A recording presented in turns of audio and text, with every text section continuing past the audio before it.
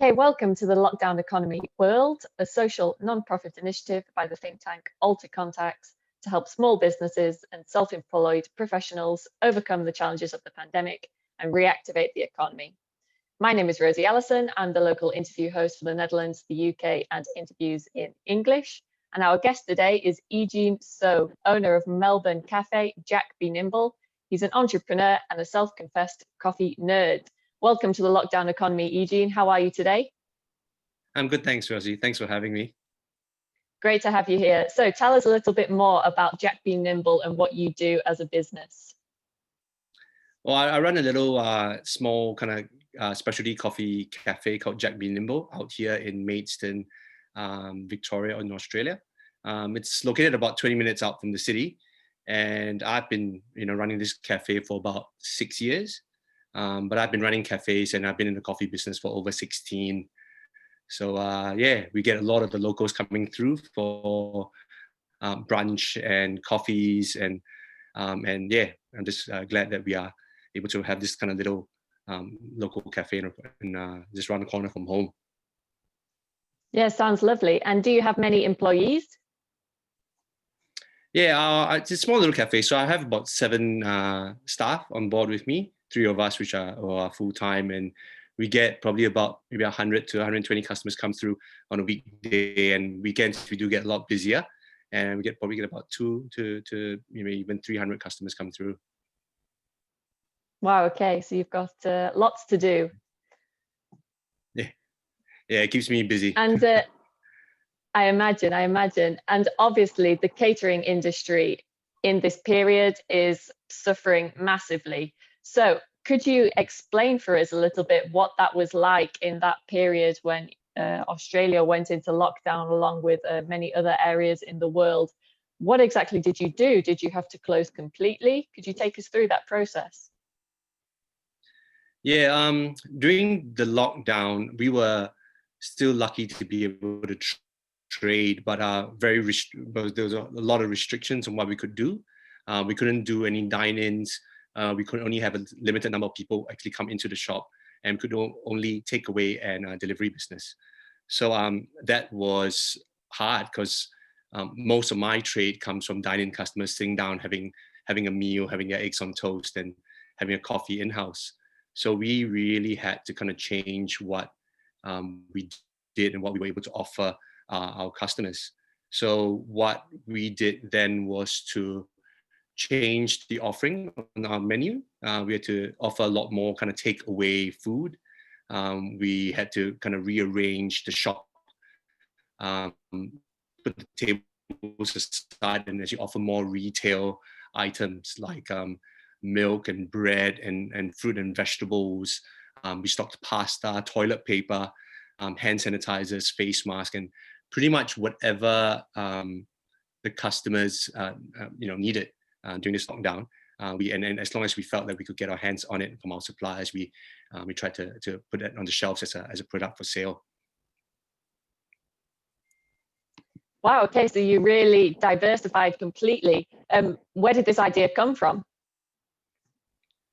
Yeah, I think the idea came from speaking to our customers and seeing what they wanted. I knew that we needed to keep going.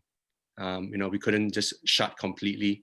I knew that there were a lot of the locals around that were having trouble sourcing simple things like pasta, because they were all getting stripped off the supermarket shelves. Things like toilet paper, even face masks. When we first went into lockdown, were hard to find because they weren't easily available.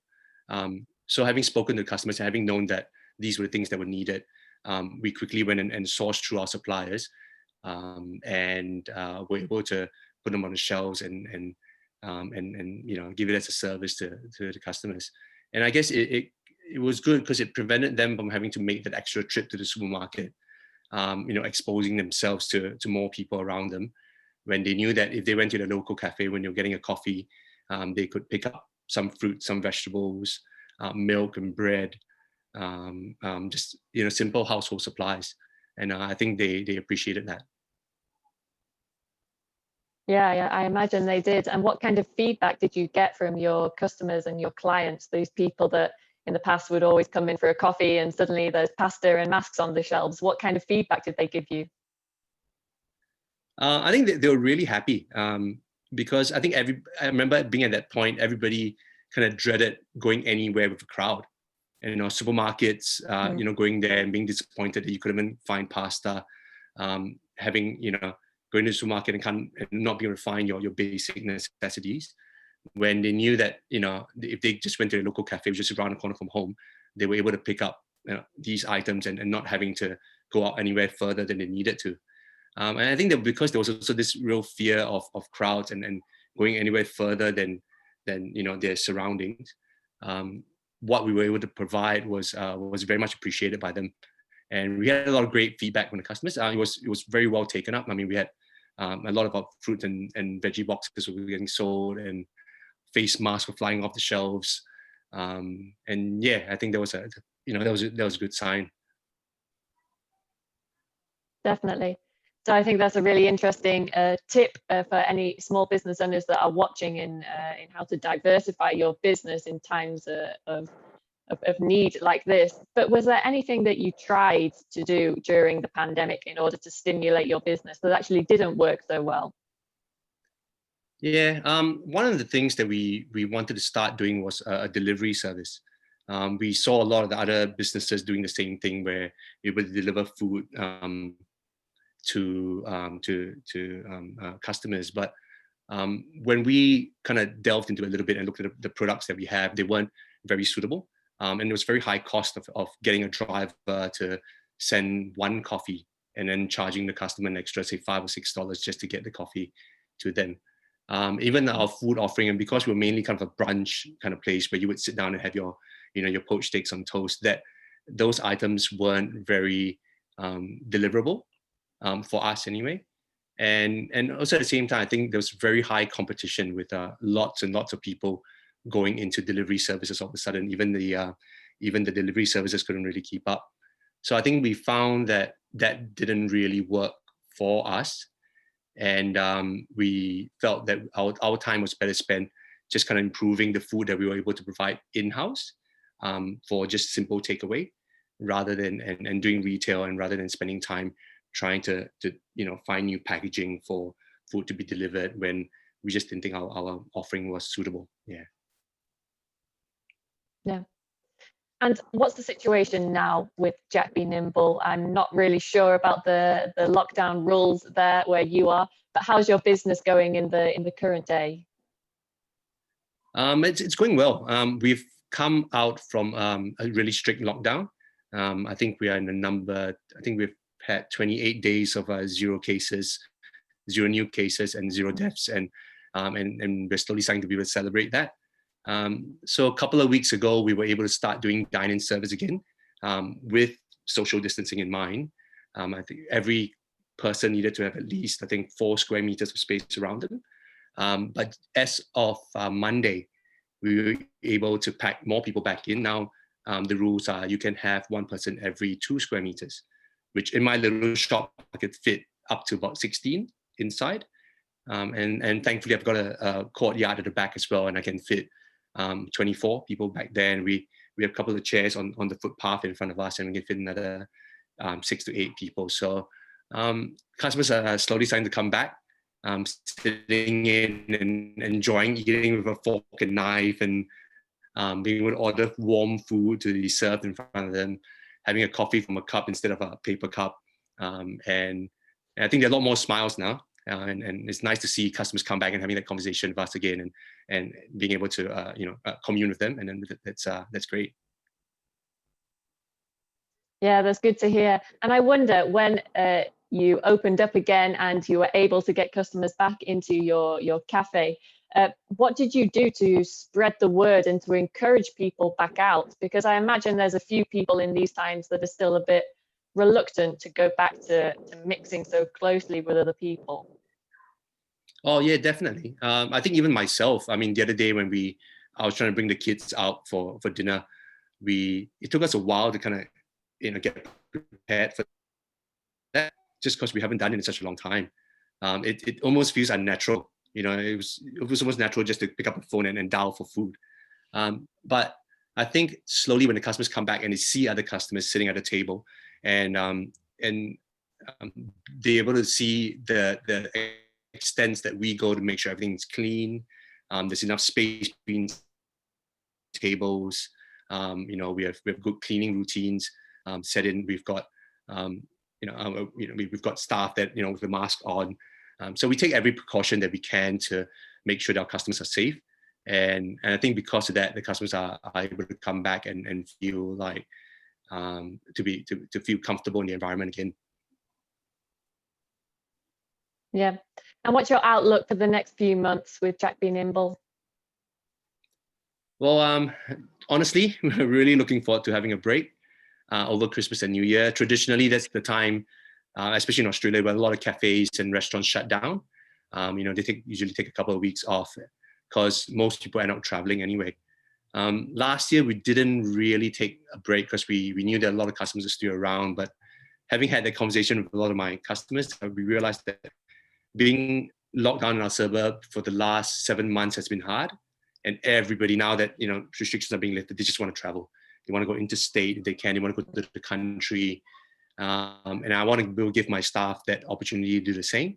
So yeah, I think the next couple of months, all these next couple of weeks, we're gonna start winding down. We take a 2 to 3 week break and start afresh again next year. We've got a couple of plans for next year that were meant for this year. We actually wanted to expand the business this year, so we were actually looking at a couple of new sites, and we were checking out new locations. And then, of course, the whole COVID thing happened, and we had to pull our plans back a little bit. But now that it's starting to reopen, we're looking into that again, and we hope that we can open another 1 to another 2 stores next year, as we had planned for this year. So yeah, so take a bit of a break and then and charge ahead again next year.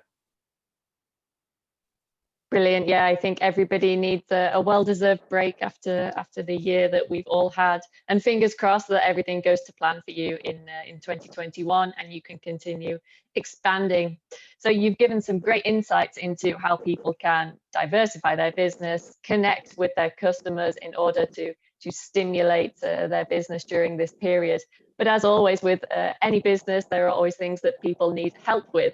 So if you could name 3 things that you and Jack B. Nimble and your team could need help with in this period, what would they be? I had a good think about that question. And I mean, to be honest, social media marketing isn't my strength. I unfortunately didn't come from that generation where, posting stuff is just so easy. So that's always been a bit of a struggle for me. And I understand that that's where people live when they want to look for information.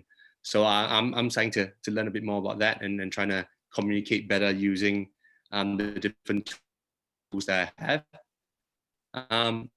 The other thing, I guess, staffing is never easy, especially even staff come and go based on their school, and a lot of them are students, or they find another job that's closer to home and more suitable for them. We don't always get a lot of staff that see hospitality as a career, so we do get a lot of change there, and that's always challenging. And the biggest thing for me is just trying to find time. I think as an entrepreneur with a family, I'm always struggling to find time to balance between putting my all into the business as well as my all into the family.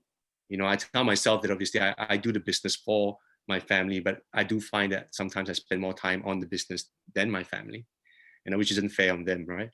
I think trying to find that balance between doing your best and giving your all to a business that you care a lot about, but also being able to be present for your family when you are at home with them. So I think that's something I'm still learning. Even though I've been doing this for 16 years, I think it's always a bit of a challenge. I've got 2 boys. One's 13 and one's 6, so their needs are very different as well. My wife works in retail, so she's also inundated with a lot of work at the moment. So yeah, that's I think there'll always be a constant challenge. Yeah, of course. I think there are 3 things that every business owner, or everyone even, can relate with. you want to increase your outreach of your business. You want to make sure you've got the right people, but at the same time, you want to make sure you're allocating your time correctly between your business and your family. Yeah, definitely very relatable. So thank you very much for your insights today. I think that's really great that we've been able to speak to somebody in the hospitality industry, obviously an industry that's been very badly hit, unfortunately, by the pandemic. And it's great to hear that with your entrepreneurial mindset, you've been able to find some ways to get around this. So I invite everyone who is watching this video to like and subscribe to the AlterContacts YouTube channel, because in the coming weeks, we will have many more small business owners sharing their insights with you. Below this video, I will put some contacts for E-Gene and his business, so that if you have any questions, don't hesitate to get in touch. E-Gene, thank you very much for your valuable insights. Do you have any final words for anybody watching? I think what I've learned from this is the whole pandemic is to really just to listen. Listen to your staff, listen to your customers, listen to yourself, and you know, you gotta be able to change as you need to and be flexible. Because I think this year, if anything, this year has taught us is you know, we don't know what next year is going to be like, and we must be ready to make the changes when we are called to. Yeah. Definitely. Thank you very much, E-Gene. Thank you so much. Thanks, Rosie, for having me.